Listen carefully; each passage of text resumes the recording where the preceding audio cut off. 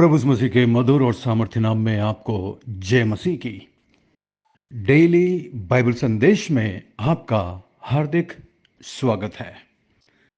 आज 27 जुलाई है और परमेश्वर को धन्यवाद कि उसने हमें फिर से एक नया दिन दिया है, एक नया सवेरा दिया है, ताकि हम अपने जीवन के चाल चलन, सोच विचार और आचरण के द्वारा उस परमेश्वर को महिमा दें जिसने हमें आज की जिंदगी दी है। और वैसे भी यदि आज हम जिंदा हैं तो ये सब कुछ उसकी दया और उसके अनुग्रह की वजह से है। उसने हमें एक मौका और दिया है ताकि हम अपने जीवन से उसे महिमा दे सकें। और मसीह जीवन का परम कर्तव्य यही है। इसीलिए प्रभु यीशु मसीह ने अपने पहाड़ी उपदेश के अंत में कहा था, तुम्हारा प्रकाश मनुष्यों के सामने ऐसा चमके कि लोग तुम्हारे भले कामों को देखकर तुम्हारे पिता की जो स्वर्ग में है उसकी महिमा करें। बहुत बहुत धन्यवाद कि आपने अपना कीमती वक्त निकाला कि आप इस बाइबल संदेश में शामिल हो सके। और मेरी प्रार्थना है कि संदेश के द्वारा परमेश्वर आपके दिलों से बातचीत करेंगे और आप परमेश्वर की आवाज को सुन पाएंगे। तो हमारे साथ अंत तक बने रहिएगा। आज के मनन के लिए हम पहला यूहन्ना की किताब 2 अध्याय और उसकी 18 आयत से आगे हम पढ़ेंगे। यदि आपके पास अपनी बाइबल हो तो जरूर अपनी बाइबल में देखिएगा। पहला यूहन्ना की किताब 2 अध्याय और उसकी 18वीं आयत। यहां पर लिखा है, हे लड़कों, ये अंतिम समय है और तुमने सुना है कि मसीह का विरोधी आने वाला है। उसके अनुसार अब भी बहुत से मसीह विरोधी उठ खड़े हुए हैं। इससे हम जानते हैं कि ये अंतिम समय है। यहाँ पर ध्यान देने वाली एक बहुत बहुत प्रमुख विषय पर यूहन्ना विश्वासियों को लिखता है। वो आने वाले मसीही विरोधी, जो सबसे बड़ा एंटी क्राइस्ट होगा, मसीह विरोधी, क्रिस्ट विरोधी के बारे में वो यहाँ पर मसीहों को चेतावनी दे रहा है। लेकिन वो ये भी बताता है कि उसके आने से पहले बहुत सारे झूठे मसीह उठ खड़े होंगे। और आज हम इस बात को सच देख सकते हैं, सच्चा होता हुआ देख सकते हैं। जब वो लिखता है कि ये अंतिम समय है, इसका मतलब अंतिम दिन नहीं, अंतिम साल या महीना नहीं। वो कहता है कि अंतिम समय है, यानी कि अंतिम घंटा है, अंतिम समय है, लास्ट आवर है। हम जिस समय पर जी रहे हैं ये सचमुच में अंत का समय है। जब प्रभु यीशु मसीह संसार में आए थे तब अंतिम समय का आरंभ हो चुका था और ये संसार के अंत का समय है। यीशु के फिर आने पर ये अंतिम समय समाप्त हो जाएगा। विश्व के संपूर्ण इतिहास को 2 भागों में बांटा जा सकता है। एक तो जो यीशु मसीह से पहले का समय और यीशु मसीह के बाद का समय। यहाँ तक कि पूरे संसार में जिस कैलेंडर का उपयोग किया जाता है वो है BC, यानी कि मसीह के आने से पहले का समय, और AD यानी कि प्रभु यीशु मसीह का वर्ष, यानी कि यीशु मसीह के समय के बाद का समय। यानी कि पूरे समय को 2 भागों में बांटा गया है।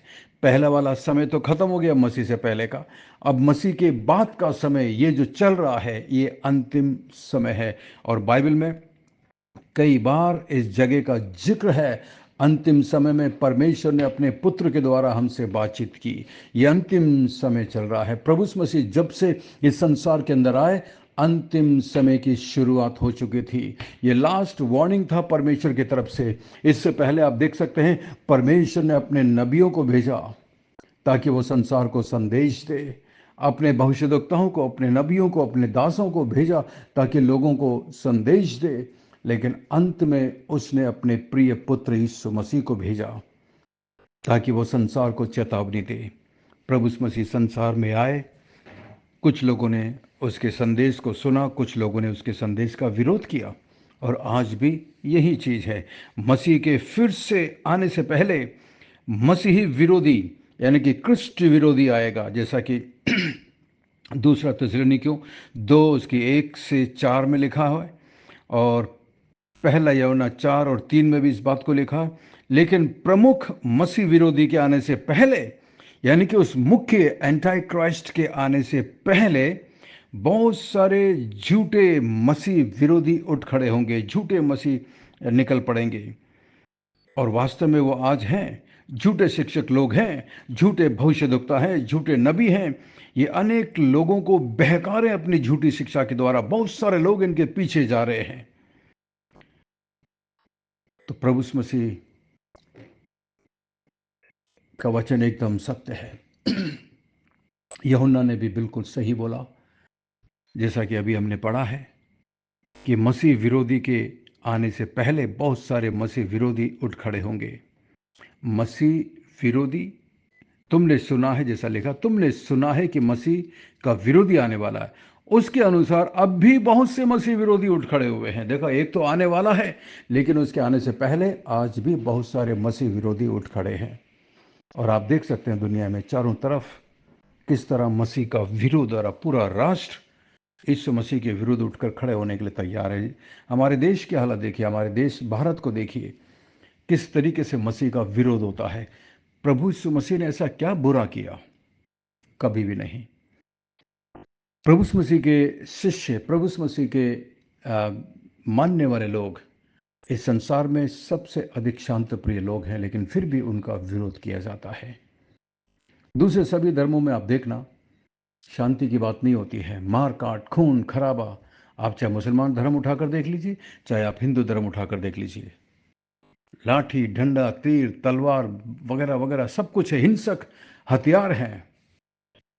लेकिन मसीहत में ऐसी कोई चीज नहीं। गॉड इज लव, परमेश्वर प्रेम है और हमें प्रेम करना सिखाया गया है। फिर भी मसीह का क्यों इतना विरोध होता है? क्योंकि ये बाइबल की बातें सच होती जा रही है। मसीह विरोधी आज इस संसार के अंदर बहुत सारे लोग उठ खड़े हुए हैं। इस और उस मुख्य क्रिस्त विरोधी के आने से पहले बहुत सारे झूठे शिक्षक उठ खड़े होंगे। जैसा 19वीं आयत में, वे निकले तो हम ही में से, पर हम में के थे नहीं, क्योंकि यदि वे हम में के होते तो हमारे साथ रहते, पर निकल इसलिए गए कि ये प्रकट हो कि वह सब के सब हम में से नहीं है। ऐसे झूठे शिक्षक या मसीह विरोधी लोग कलीसिया में से निकल करके आएंगे, मसीहों में से निकल करके आएंगे। वे कलीसिया से बाहर जा चुके हैं। पहले वे बिल्कुल दूसरे विश्वासी लोगों की तरह मालूम पड़ते थे। लगता था कि ये भी एक अच्छा मसीह है, परंतु यूहन्ना यहाँ कहता है कि उन्होंने मसीह में कभी सच्चा विश्वास किया ही नहीं है। वे कभी कलीसिया के वास्तविक सदस्य थे ही नहीं। ये झूठे शिक्षक लोग आरंभ ही से सच्चे मसीह नहीं थे। जैसा कि लोग कभी कभी बोलते हैं, अरे सारे रास्ते स्वर्ग की तरफ हैं। ठीक है, सारे रास्ते स्वर्ग की तरफ हैं, लेकिन केवल एक रास्ता स्वर्ग की तरफ पहुंचता है, स्वर्ग में पहुंचता है। शुरुआत तो अच्छी करते हैं, हर धर्म की शुरुआत अच्छी होती है। सबका वो मकसद है, सबका उद्देश्य है कि हमें स्वर्ग जाना है, दौड़ते उस तरफ हैं, लेकिन बीच में ही छोड़ देते हैं, बीच में ही खत्म हो जाती है। क्योंकि रास्ता वहां तक पहुंचने का केवल एक है, और वो है प्रभु यीशु मसीह। और इसलिए कई लोग जो आपको और हमें मसीह जान पड़ते हैं शुरू शुरू में, वो बीच में कहीं छोड़ देते हैं। उनके व्यवहार से प्रकट हो जाता है कि इन्होंने कभी सच्चा उद्धार पाया ही नहीं है। क्रिस्त विरोधी इस तरीके से प्रकट होंगे। आपको और मुझे हमेशा सावधान रहने की आवश्यकता है। 20 आयत को देखिए, परंतु तुम्हारा तो उस पवित्र से अभिषेक हुआ है, सब तुम सब कुछ जानते हो। अब यहाँ पर यूहन्ना कहता, सच्चे विश्वासी लोगों को पवित्र जन अर्थात मसीह की ओर से अभिषिक्त किया गया है। पवित्र आत्मा के द्वारा आप और हम अभिषिक्त किए गए, हमें चुना गया है। परमेश्वर ने मसीह का अभिषेक पवित्र आत्मा से किया था। प्रेरितों के काम 10 और 38 में पढ़ सकते। इसी रीति से मसीह सभी विश्वासी लोगों का पवित्र आत्मा से अभिषिक्त करता है। पवित्र आत्मा सत्य का पवित्र आत्मा है, इसलिए हम पवित्र आत्मा के द्वारा सत्य को जानते हैं। इसलिए कोई सच्चा विश्वासी झूठी बातें नहीं सिखा सकता, झूठा जीवन नहीं जी सकता। इसलिए हमें अपने आप को जांचना है, क्या हम सचमुच में पवित्र आत्मा के द्वारा अभिषिक्त हुए हैं, यानी कि पवित्र आत्मा के द्वारा चलाए चलते हैं या नहीं। अपने आप को हम परखें, अपने आप को जांचें, क्योंकि मसीह विरोधी आ चुका है। क्रिस्त विरोधी, जो मुख्य क्रिस्त विरोधी है शैतान की तरफ से जो आएगा, उसके आने से पहले ये सारे चिन्ह हमें दिखाई दे रहे हैं। झूठे नबी हैं, झूठे भविष्यद्वक्ता हैं। तो इस पूरे आयतों में आप यही बात को पढ़ सकते हैं। 26 में हम पढ़ेंगे, मैंने ये बातें तुम्हें उनके विषय में लिखी जो तुम्हें भरमाते हैं। इसका मतलब मसीहों के बीच में भरमाने वाले लोग बहुत हैं। परंतु 27 में, परंतु तुम्हारा ये अभिषेक जो उसकी ओर से किया गया है तुम में बना रहता है, और तुम्हें इसका प्रयोजन नहीं कि कोई तुम्हें सिखाए, वरन जैसे वो अभिषेक जो उसकी ओर से किया गया तुम्हें सब बातें सिखाता है, वो सच्चा है और झूठा नहीं।